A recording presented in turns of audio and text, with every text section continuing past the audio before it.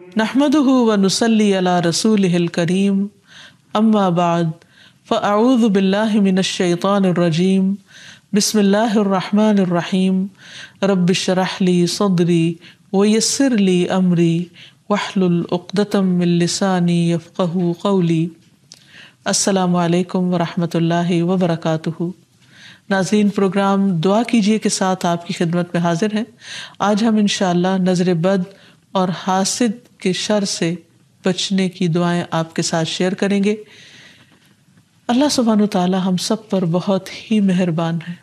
اس نے ہمیں پیدا کیا اور وہ جانتا ہے کہ ہمارے لیے کیا بہتر ہے اور کیا نہیں، اور اس کے لیے اس نے ہمارے لیے ایک بہترین دین بھیجا، اور صرف کتابی شکل میں نہیں بلکہ عملی شکل میں محمد صلی اللہ علیہ وسلم کی صورت میں، کہ انہوں نے ہر وہ چیز کر کے دکھائی، سکھائی، سمجھائی جو ہمارے لیے فائدہ مند ہے، اور اس سلسلے میں ہمیں بعض ان حقیقتوں کے بارے میں بتایا اور ان کی اصل حقیقت بتائی جو اس کے بغیر ہم جان ہی نہیں سکتے تھے۔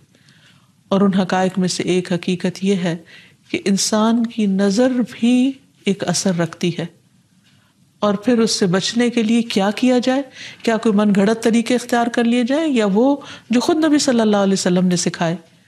کیونکہ اگر ہم وہ طریقے اختیار کریں گے جو رسول اللہ صلی اللہ علیہ وسلم نے خود اختیار کیے یا اختیار کرنے کا حکم دیا، تو اس میں ہمارے لیے بھلا ہی بھلا ہے، فائدہ ہی فائدہ ہے، کیونکہ وہ موسٹ اوتھینٹک چیزیں ہیں، موسٹ ایکوریٹ چیزیں ہیں، کیونکہ اس کا سورس وحی الہی ہے، اور باقی چیزیں انسانوں کا علم ہے۔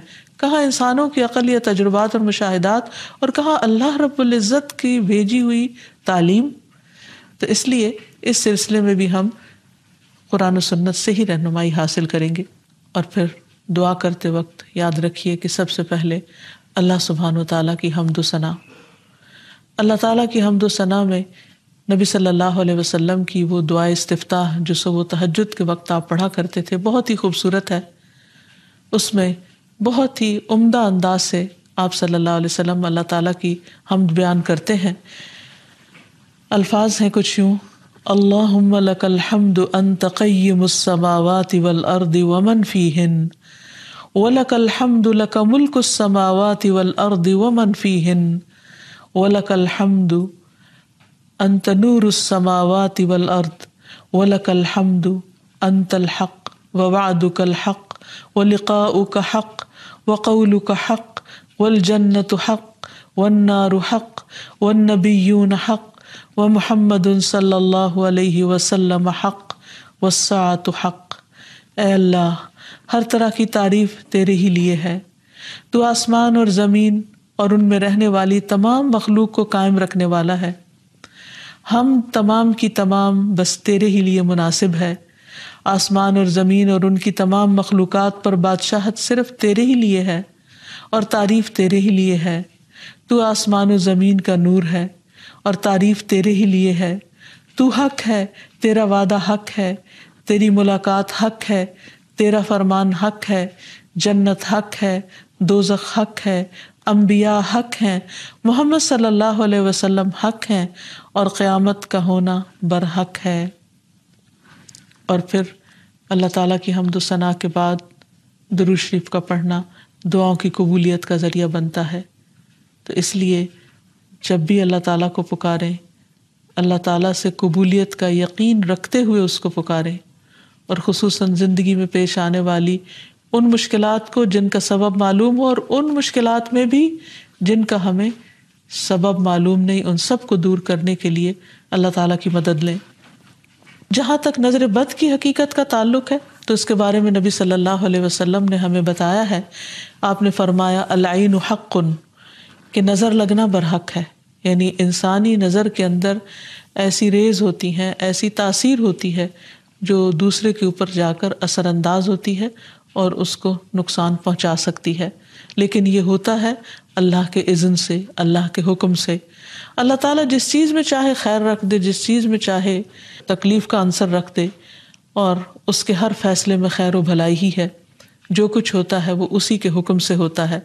مثلاً ہم دیکھتے ہیں کہ یعقوب علیہ السلام کے بیٹے جب مصر میں سب جا رہے تھے تو انہوں نے خاص طور پر ان کو تلقین کی تھی کہ تم ایک دروازے سے داخل نہیں ہونا، اور اس کی وجہ یہی تھی کہ ان کو ڈر تھا کہ کہیں یہ سارے نوجوان اکٹھے جب مل کر داخل ہوں گے تو دیکھنے والوں کی نظر کا شکار نہ ہو جائیں۔ تو انہوں نے کہا کہ میں تمہیں یہ ترکیب بھی بتا سکتا ہوں، لیکن میں تم سے اللہ کی طرف سے آنے والی کوئی چیز ہٹا نہیں سکتا، یعنی اگر پھر بھی اللہ کا حکم تم پر نافذ ہونا ہوا، کوئی نقصان پہنچنا ہوا، تو پھر میں کچھ نہیں کر سکتا، حالانکہ وہ اللہ کے پیغمبر تھے۔ حکم اللہ کے سوا کسی کا نہیں، اسی پر میں نے بھروسہ کیا اور اسی پر لازم ہے کہ سب بھروسہ کرنے والے بھروسہ کریں۔ پھر اسی طرح ایک اور روایت میں جو حضرت ابو ذر سے مروی ہے، ہمیں پتہ چلتا ہے رسول اللہ صلی اللہ علیہ وسلم نے فرمایا ہے کہ بے شک نظر بد آدمی کو اللہ کے حکم سے دیوانہ کر دیتی ہے، یعنی بہت سے ذہنی امراض یا نفسیاتی امراض یا ڈپریشن کی وجہ نظر بد بھی ہو سکتی ہے۔ نظر بد کے بعض اوقات فزیکل اثرات بھی ہوتے ہیں، یعنی جسمانی اثرات بھی ہوتے ہیں۔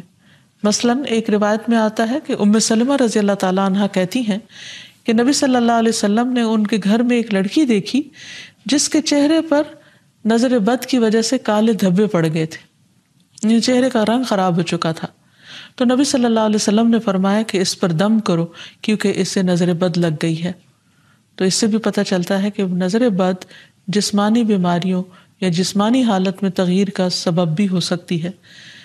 پھر آپ نے یہ بھی فرمایا کہ نظر بد آدمی کو اللہ کے حکم سے دیوانہ کر دیتی ہے، حتیٰ کہ بعض اوقات انسان اونچی جگہ پر چڑھتا ہے اور پھر وہاں سے گر پڑتا ہے۔ یعنی بعض اوقات بچے آپ نے دیکھا ہوگا کہ کھیل رہے ہوتے ہیں، اچھے بھلے کھیل رہے ہوتے ہیں، ایک دم ماں باپ دیکھ کر خوش ہوتے ہیں، اچانک وہ ایسی چیز سے جا ٹکراتے ہیں کہ بعض اوقات بڑے بڑے حادثات ہو جاتے ہیں۔ تو ایسی صورت میں جب بھی انسان کسی چیز کو دیکھے جس پر دل خوش ہونے لگے تو فوراً ماشاء اللہ پڑھے، اللہ کا ذکر کرے، تو پھر نظر کے برے اثرات سے محفوظ رہا جا سکتا ہے۔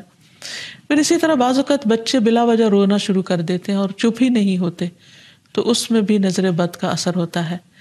حضرت عائشہ کہتی ہیں کہ ایک مرتبہ نبی صلی اللہ علیہ وسلم تشریف لائے تو ایک بچے کے رونے کی آواز سنی۔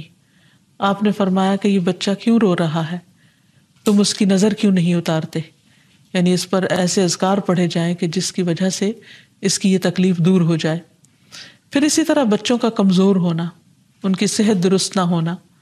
آپ صلی اللہ علیہ وسلم نے حضرت اسماء بنت امیس سے کہا، کیا بات ہے کہ میں اپنے بھائی جعفر کے بیٹوں کے جسموں کو دبلا پتلا دیکھ رہا ہوں، یعنی ان کی صحت اچھی نہیں ہے، کیا انہیں فقر و فاقہ رہتا ہے، یعنی کھانے کو کچھ نہیں ملتا؟ انہوں نے عرض کیا نہیں، بلکہ انہیں بہت جلد نظر لگ جاتی ہے۔ آپ نے فرمایا انہیں دم کرو۔ انہوں نے آپ کے سامنے چند کلمات پیش کیے تو آپ نے فرمایا انہیں دم کرو، یعنی ان کلمات کے ساتھ دم کرو۔ وہ کلمات انشاءاللہ آگے بتائے جائیں گے۔ پھر اسی طرح بعض اوقات نظر بد کی وجہ سے جان بھی خطرے میں پڑ جاتی ہے یا انسان شدید بیمار ہو جاتا ہے۔ اور آپ صلی اللہ علیہ وسلم نے خصوصی طور پر ایک موقع پر جب ایک صحابی نے دوسرے کو دیکھا تو ان کی طبیعت خراب ہو گئی، تو آپ صلی اللہ علیہ وسلم نے خود ان کے سینے پر 3 دفعہ ہاتھ مارا اور یہ دعا پڑھی، اللہم اذھب عنہ حرہا و بردہا و وصبہا، اے اللہ اس کی گرمی اور سردی اور بیماری اور لاغری دور کر دے۔ پھر کھڑے ہوئے اور فرمایا، جب کسی کو اپنے بھائی کا وجود یا کوئی مال پسند آئے، یعنی کوئی چیز اٹریکٹ کرے، تو اس کے لیے برکت کی دعا کرے، کیونکہ نظر لگ جانا برحق ہے۔ تو اس حدیث سے بھی پتہ چلتا، اور یہ سلسلہ صحیحہ کی صحیح حدیث ہے، اور جن کو نظر لگی تھی وہ حضرت سہل تھے، اور یہ تفصیلی روایت ہمیں حدیث کی کتاب سے مل جاتی ہے۔ پھر اسی طرح نظر کی وجہ سے بعض اوقات موت تک واقع ہو جاتی ہے۔ آپ صلی اللہ علیہ وسلم نے فرمایا کہ اللہ کی قضاء و قدر کے بعد نظر بد ہی میری امت کے اکثر لوگوں کی موت کا سبب بن جاتی ہے، اچانک پھر کوئی ایسی بیماری آ جاتی کہ انسان کی زندگی کے خاتمے کا ذریعہ بن جاتی۔ ایک اور حدیث میں آتا ہے کہ نظر بد آدمی کو قبر میں اور اونٹ کو ہانڈی میں پہنچا دیتی، یعنی اونٹ تڑپنے لگتا ہے تو اس کو نحر کر دیا جاتا ہے اور پھر اس کا گوشت پکا کے کھا لیا جاتا ہے۔ اسی طرح آپ صلی اللہ علیہ وسلم نے یہ بھی فرمایا، نظر کا لگ جانا برحق ہے اور یہ اوپر چڑھنے والے کو پھسلا دیتی ہے، یعنی بعض اوقات انسان کا کام ہو رہا ہوتا ہے اور اس میں خلل پیدا ہو جاتا ہے۔ تو اس لیے ہمیں نظر بد سے بچنے کے طریقے معلوم ہونے چاہیے اور صحیح طریقے معلوم ہونے چاہیے۔ سب سے پہلی چیز یہ کہ انسان اللہ کی پناہ مانگے، اللہ تعالیٰ سے حفاظت طلب کرے۔ رسول اللہ صلی اللہ علیہ وسلم نے فرمایا اللہ تعالیٰ سے نظر لگنے سے پناہ مانگو، کیونکہ نظر کا لگ جانا برحق ہے، یعنی اللہ کے سوا کون ہو سکتا ہے جو انسان کو اپنی حفاظت دے۔ پھر اسی طرح جس کی نعمت دیکھی جائے اسے ہمیشہ برکت کی دعا دی جائے، مبارک دی جائے، تاکہ وہ شر سے محفوظ رہے۔ رسول اللہ صلی اللہ علیہ وسلم نے فرمایا جب تم میں سے کوئی اپنے بھائی یا اس کی ذات یا مال میں کوئی ایسی چیز دیکھے جو اسے پسند آئے تو اسے چاہیے کہ وہ اسے برکت کی دعا دے، کیونکہ نظر کا لگ جانا برحق ہے۔ پھر اسی طرح یہ ہے کہ انسان دم کرے۔ حضرت انس کہتے ہیں کہ رسول اللہ صلی اللہ علیہ وسلم نے نظر بد، ڈنک اور نملہ کی بیماری کے لیے دم کی اجازت دی ہے۔ نملہ کی بیماری میں پسلی دانوں سے بھر جاتی ہے۔ پھر حضرت عائشہ فرماتی ہے کہ رسول اللہ صلی اللہ علیہ وسلم نے مجھے حکم دیا کہ نظر بد لگ جانے پر دم کیا جائے۔ پھر اسی طرح بخار، پہلو کے پھوڑے اور نظر بد میں دم کی اجازت دی گئی ہے۔ خصوصی طور پر چھوٹے بچوں کو دم کرتے رہنا چاہیے، اور جتنی بھی مائیں ہیں وہ ان کی تعلیم و تربیت کے حصے میں یہ بات شامل ہونی چاہیے کہ وہ چھوٹے بچوں کو صبح و شام کی دعائیں پڑھ کر یا اللہ تعالیٰ کا ذکر کر کے دم کرتی رہیں، خصوصاً نظر بد کی دعا۔ حضرت اسماء کہتی ہے کہ ایک مرتبہ انہوں نے عرض کیا یا رسول اللہ صلی اللہ علیہ وسلم، جعفر کے بچوں کو نظر لگ جاتی ہے، کیا میں ان پہ دم کر سکتی ہوں؟ تو آپ نے فرمایا ہاں، اگر کوئی چیز تقدیر سے سبقت لے جا سکتی تو وہ نظر بد ہوتی، یعنی اتنے اس کے اثرات ہوتے ہیں۔ پھر اسی طرح نظر بد کے علاج میں یہ بات بھی بہت مفید ہے جو نبی صلی اللہ علیہ وسلم کی سنت سے ثابت ہے کہ نظر لگانے والے کے وضو کے بچے ہوئے پانی سے اس کو غسل کرایا جائے، یعنی جس کو نظر لگی ہو۔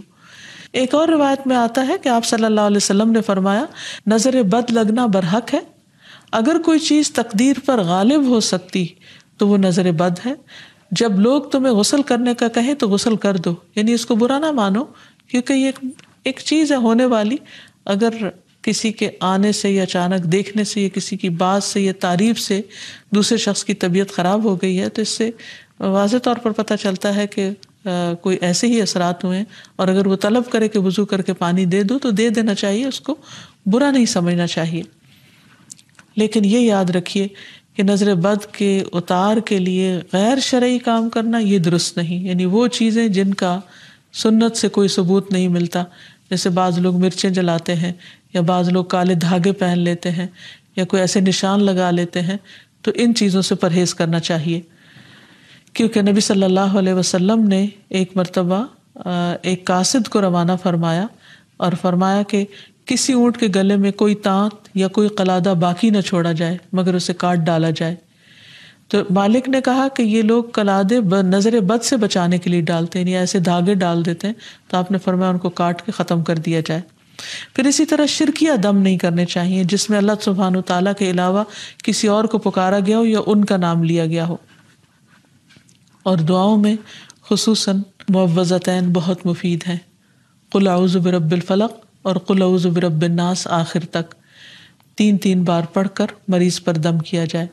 رسول اللہ صلی اللہ علیہ وسلم جنوں اور انسانوں کی نظر بد سے پناہ مانگا کرتے تھے، یہاں تک کہ یہ 2 صورتیں نازل ہوئی۔ جب یہ نازل ہوئی تو آپ نے انہیں پڑھنا شروع کر دیا اور ان کے علاوہ سب کچھ چھوڑ دیا۔ پھر اسی طرح ماشاء اللہ پڑھتے رہنا چاہیے۔ قرآن مجید میں آتا ہے وَلَوْلَا إِذْ دَخَلْتَ جَنَّتَكَ قُلْتَ مَا شَاءَ اللَّهُ لَا قُوَّةَ إِلَّا بِاللَّهِ، اور جب تو اپنے باغ میں داخل ہوا تو تم نے یہ کیوں نہ پڑھا کہ ماشاء اللہ لا قوت الا باللہ۔ یہ اس شخص کو کہا گیا جس کا باغ جل گیا تھا۔ سورۃ کہف میں اس کی کہانی موجود ہے، اور اس کا معنی کیا ہے کہ وہی ہوتا ہے جو اللہ چاہتا ہے، اور اللہ کی توفیق کے بغیر کسی کا کچھ زور نہیں۔ پھر اسی طرح کچھ دیگر مسنون دعائیں ہیں جن کا پڑھنا نظر کے لیے فائدہ مند ہے۔ ابن عباس کہتے ہیں کہ نبی صلی اللہ علیہ وسلم حضرت حسن اور حسین کے لیے پناہ طلب کیا کرتے تھے اور فرماتے تھے کہ تمہارے دادا ابراہیم علیہ السلام بھی ان کلمات کے ذریعے اسماعیل اور اسحاق علیہم السلام کے لیے اللہ کی پناہ مانگا کرتے تھے۔ اعوذ بکلمات اللہ التامۃ من کل شیطان وہامۃ ومن کل عین لامۃ، میں پناہ مانگتا ہوں اللہ کے پورے پورے کلمات کے ذریعے ہر ایک شیطان سے، ہر زہریلے جانور سے، اور ہر نقصان پہنچانے والی نظر بد سے۔ پھر اسی طرح ایک اور دم بھی ہے، حضرت عائشہ کہتی ہے کہ میں رسول اللہ صلی اللہ علیہ وسلم پر نظر بد سے حفاظت کے لیے دم کیا کرتی تھی، یعنی وہ خود کرتی تھی، اور وہ اس طرح کہ میں اپنا ہاتھ ان کے سینے پر رکھتی اور یہ دعا پڑھتی، امسح البأس رب الناس بیدک الشفاء لا کاشف لہ الا انت، اے لوگوں کے رب اس تکلیف کو دور فرما دے، شفا تیرے ہاتھ میں ہے اور تیرے علاوہ کہیں اور سے شفا نہیں مل سکتی۔ اسی طرح حاسد کا حسد بھی نقصان دیتا ہے، جس سے بچنے کے لیے اللہ سبحانہ وتعالیٰ نے قل اعوذ برب الفلق اتاری، جس کے آخر میں آتا ہے ومن شر حاسد اذا حسد، کہ حاسد کے حسد سے بچنے کے لیے اللہ تو مجھے اپنی پناہ میں رکھ۔ اور حسد کہتے ہیں کسی انسان کو ملنے والی نعمت کے ختم ہونے کی تمنا کرنا، خواہ خود کو حاصل کرنے کا شوق ہو یا نہ ہو، یا تمنا ہو یا نہ ہو، تو اس سے منع کیا گیا ہے، اس کی حرمت بیان کی گئی ہے۔ نبی صلی اللہ علیہ وسلم نے فرمایا آپس میں حسد نہ کرو، آپس میں بغض نہ رکھو، قطع رحمی نہ کرو، اللہ کے بندو بھائی بھائی بن جاؤ۔ اور یہ ایمان کے منافی صفت ہے کہ کسی بندے کے دل میں ایمان اور حسد اکٹھے نہیں ہو سکتے۔ پھر یہ دین کو مونڈ دینے والی صفت ہے۔ پھر اسی طرح یہ ہے کہ لوگوں کی خیر خواہی اسی میں ہے کہ وہ ایک دوسرے سے حسد نہ کریں۔ آپ نے فرمایا لوگ اس وقت تک خیر پر رہیں گے، بھلائی ہوگی ان کی، جب تک کہ وہ حسد نہیں کریں گے۔ پھر اسی طرح یہ ہے کہ ایسا شخص اللہ تعالیٰ کا محبوب ہے جس کے دل میں کسی کے لیے کوئی حسد نہ ہو۔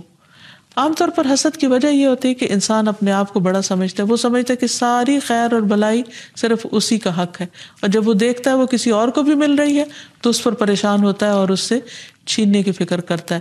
اور یہ ان خرابیوں میں سے جو بہت اول دور میں پائی گئی، مثلاً ابلیس نے انسان کو سجدہ کیوں نہیں کیا؟ حسد کی بنا پر۔ قابیل نے حابیل کو کیوں قتل کیا؟ حسد کی بنا پر۔ تو اسی طرح کسی بھی انسان کے اندر جب تکبر آتا ہے، غرور آتا ہے، ابلیسی صفات آتی ہیں، تو وہ یہ سوچتا ہے کہ اس کا مقام اور مرتبہ بس اسی کو ملے، کسی اور کی طرف نہ جائے، یا کسی کو بھی اگر نعمت ملے تو وہ اس پر جالس ہو جاتا ہے۔ اور یہ بنیادی طور پر اس کی وجہ دنیا کی محبت کا زیادہ ہونا ہے۔ اس لیے ہمیں اس سے بچنے کی ضرورت ہے، اور یہ بیماری ایسے انسان کے اندر داخل ہو جاتی ہے کہ بعض اوقات انسان کو خود بھی پتہ نہیں چلتا۔ تو اس لیے اللہ سبحانہ وتعالیٰ سے دعا کرتے رہنا چاہیے، اور اس معاملے میں انسان کو اللہ پر بھروسہ بھی کرنا چاہیے، اور پھر اللہ تعالیٰ کی پناہ مانگنی چاہیے کہ اللہ تعالیٰ اپنی حفاظت میں رکھے، کیونکہ اللہ تعالیٰ فرماتے ہیں میرا محبوب بندہ اگر مجھ سے مانگتا ہے تو میں اسے دیتا ہوں، اور اگر وہ کسی دشمن یا شیطان سے میری پناہ مانگتا ہے تو میں اسے محفوظ رکھتا ہوں۔ پھر اسی طرح یہ ہے کہ حاسدوں سے نعمت کو چھپانے کی کوشش کرنا چاہیے۔ جب انسان کو یہ پتہ ہو کہ کوئی شخص ایسا ہے جو اس کی نعمت پر خوش نہیں ہوتا تو ان کے سامنے پھر اس کا اظہار نہیں کرنا چاہیے۔ ابو ہریرہ کہتے ہیں کہ رسول اللہ صلی اللہ علیہ وسلم نے فرمایا تم اپنی ضرورتوں کو پورا کرنے کے لیے ان کو رازداری میں رکھ کر مدد حاصل کرو، بے شک ہر صاحب نعمت حسد کیا جاتا ہے۔